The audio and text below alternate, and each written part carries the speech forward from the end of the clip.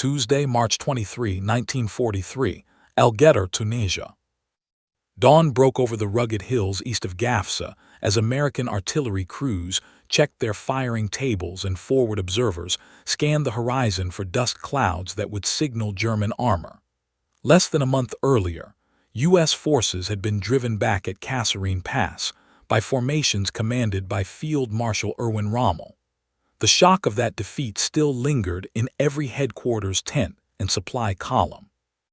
Now, under the command of Lieutenant General George S. Patton, the U.S.II Corps stood in defensive positions near El Guetter, awaiting a counterattack by elements of the German 10th Panzer Division. The stakes extended far beyond a single engagement. If American forces failed again under concentrated armored assault, confidence in their capacity to fight in the European theater would be severely undermined.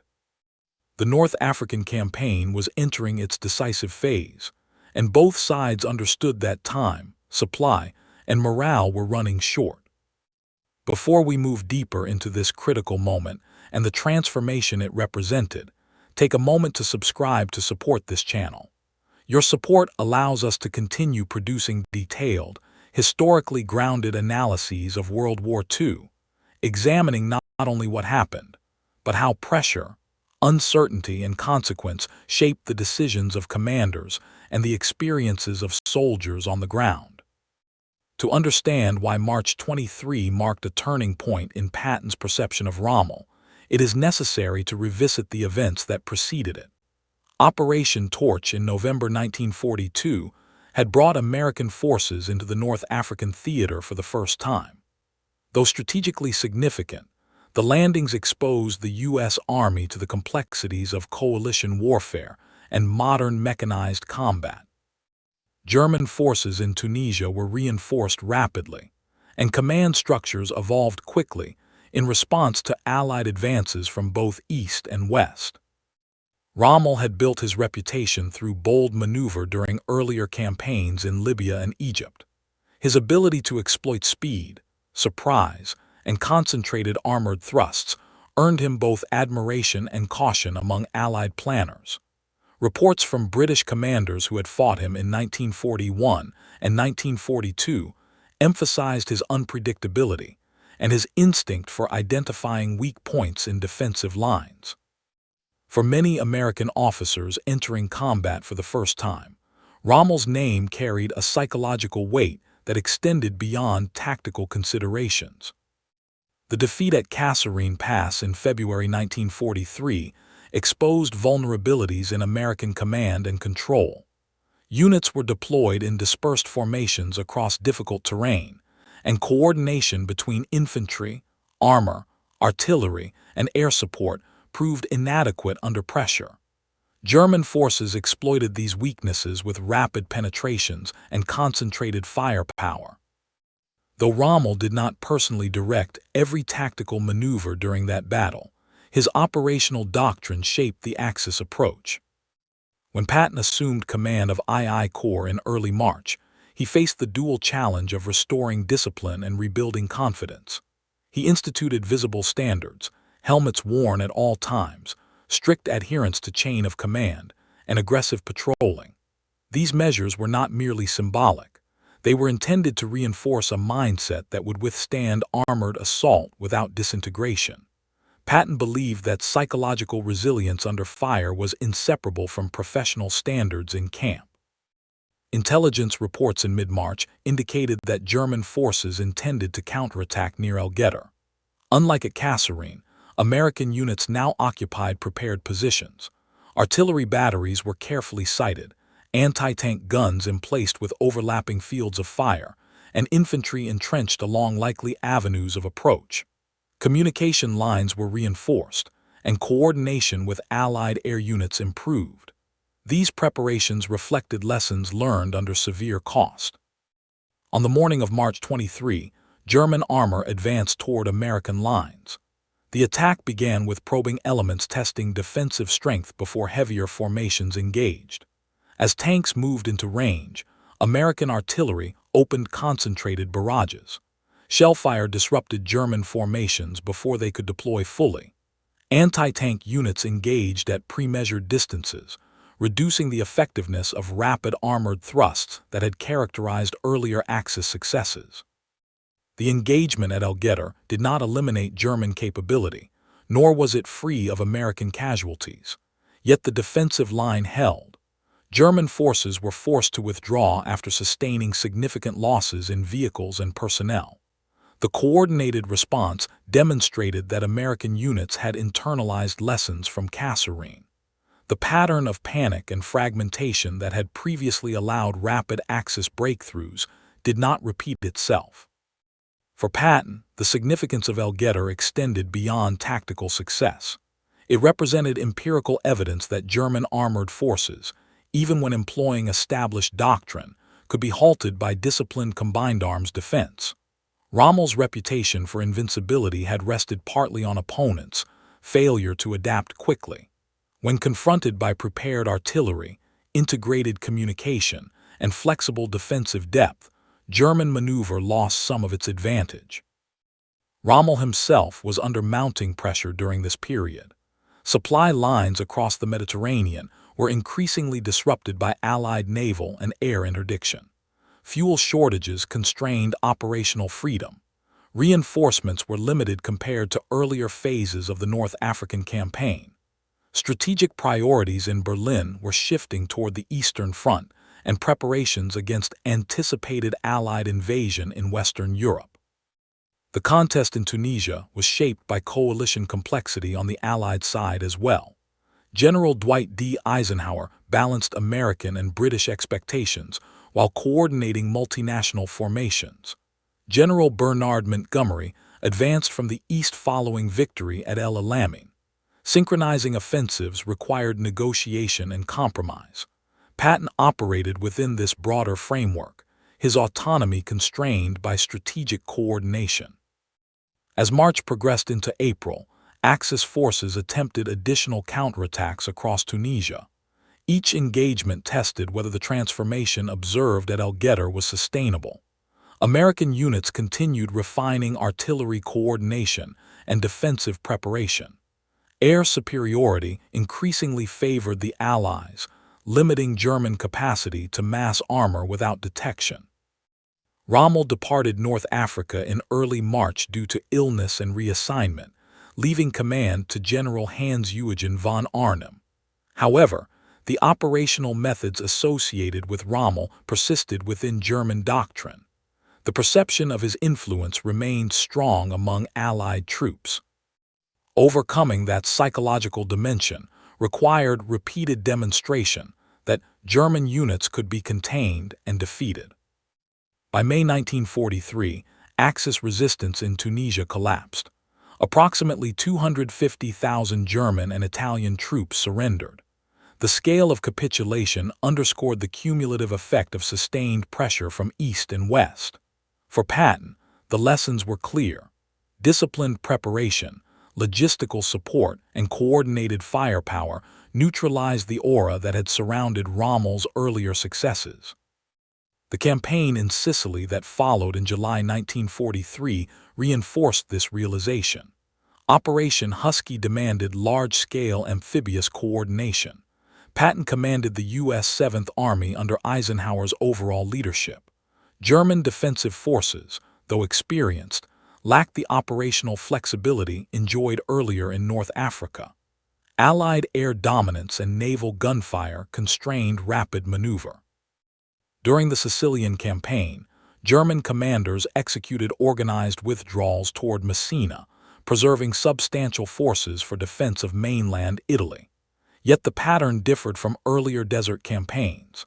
Axis movements were increasingly reactive, shaped by material disadvantage and Allied pressure. Patton's advances across western Sicily demonstrated that mobility was no longer an exclusively German strength. The broader strategic environment continued evolving. The Casablanca Conference in January 1943 had committed the Allies to unconditional surrender. Political leadership from Franklin D. Roosevelt and Winston Churchill signaled determination, but also raised expectations for rapid progress. Military commanders operated within that political context, aware that setbacks carried diplomatic implications. By 1944, attention shifted to preparation for Operation Overlord.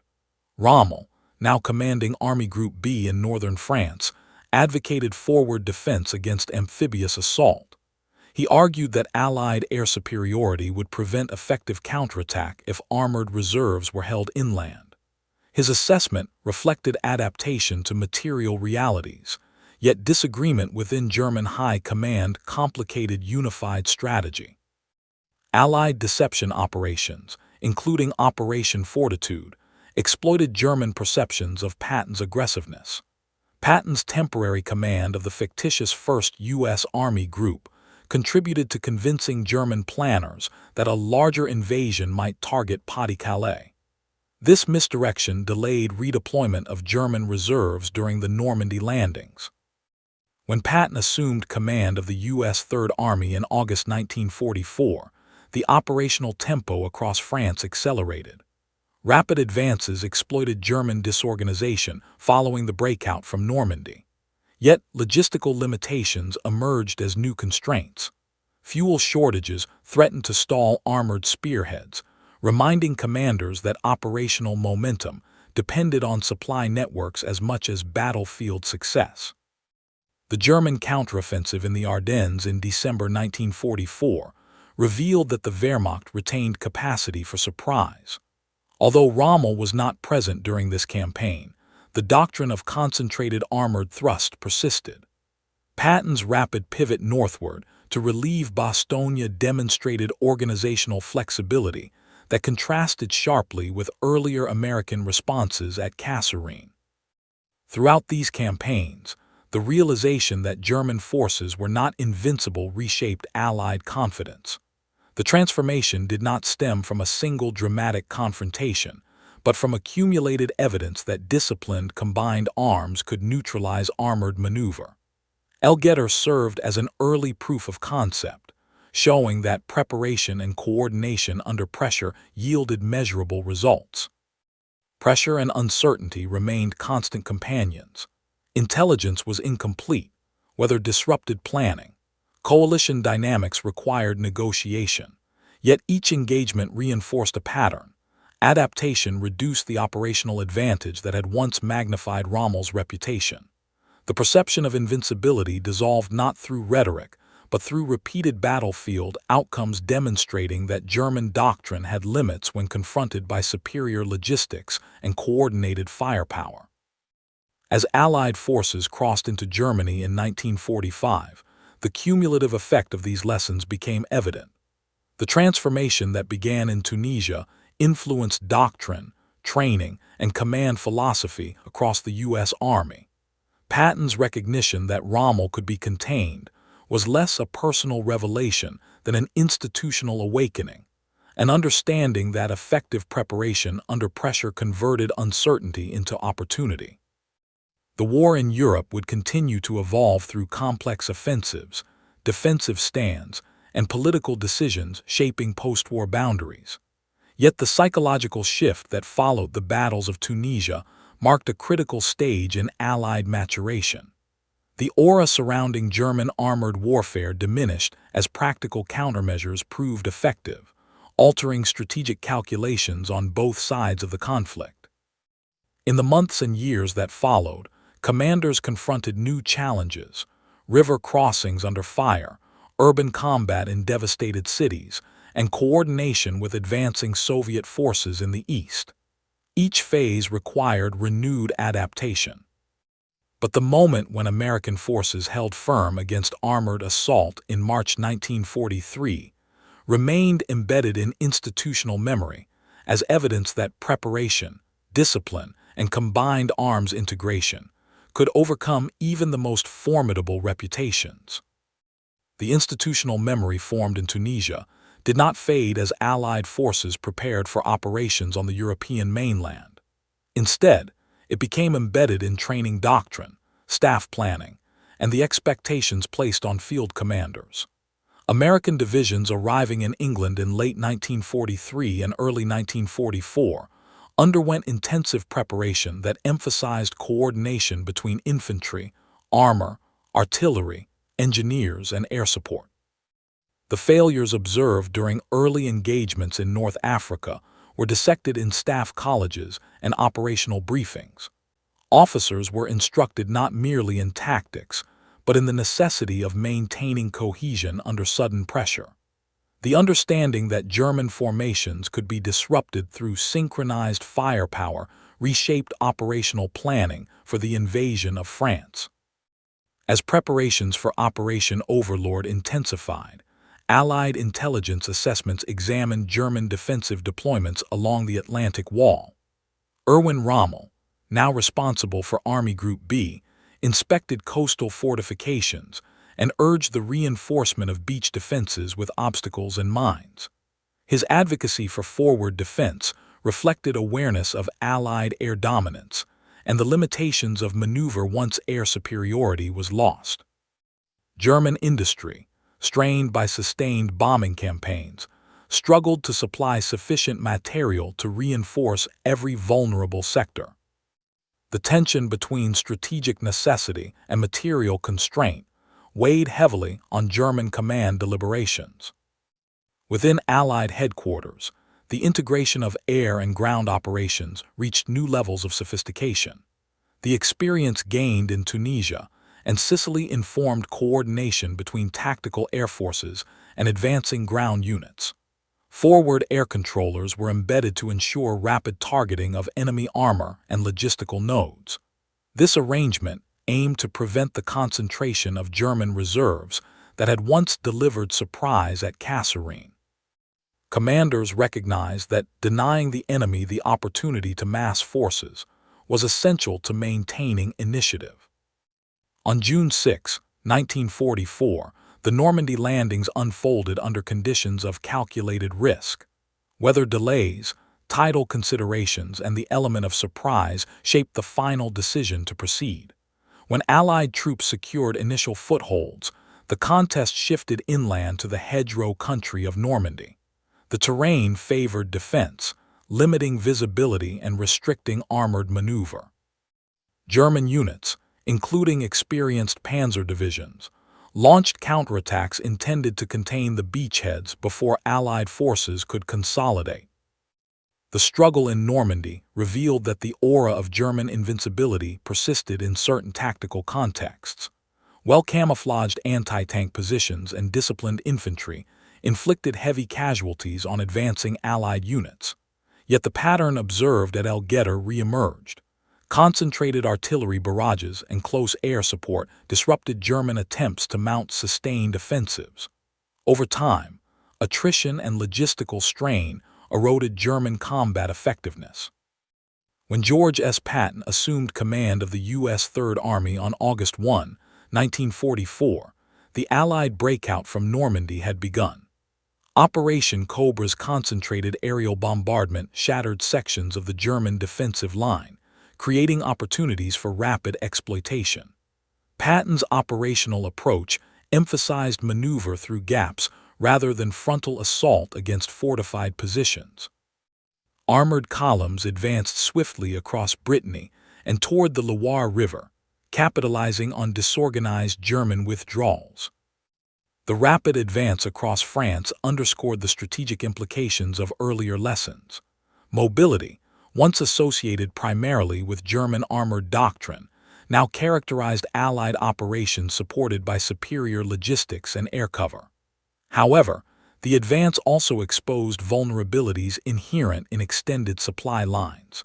Fuel shortages in September 1944 constrained momentum. Decisions about resource allocation reflected competing strategic visions among Allied commanders. German forces, though retreating, sought opportunities to stabilize fronts along natural defensive barriers. The Siegfried Line presented fortified obstacles along the German border. Allied planners anticipated difficult fighting reminiscent of World War I's trench warfare. The psychological dimension remained significant. German propaganda emphasized defense of the homeland, attempting to bolster morale among troops and civilians alike. In December 1944, the German Ardennes offensive sought to exploit perceived Allied complacency. Though Rommel was absent from operational command at that time, the principles of concentrated surprise attack were evident.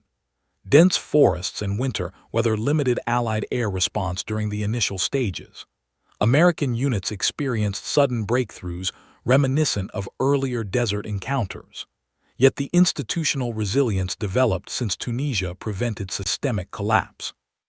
Patton's rapid redirection of Third Army northward to relieve encircled forces at Bastogne demonstrated logistical and command flexibility. Staff planning had incorporated contingency scenarios, allowing swift reorientation despite adverse conditions. Artillery once again played a decisive role, massing fire against advancing German formations. The siege of Bastogne illustrated the interplay between determined defense and coordinated counteroffensive. As Allied forces resumed advance into Germany in early 1945, the cumulative degradation of German capacity became increasingly evident. Industrial centers were damaged by strategic bombing, transportation networks disrupted, and fuel reserves depleted. German armored formations lacked the operational freedom that had once characterized campaigns in North Africa. Allied air supremacy restricted daylight movement, and artillery dominance shaped battlefield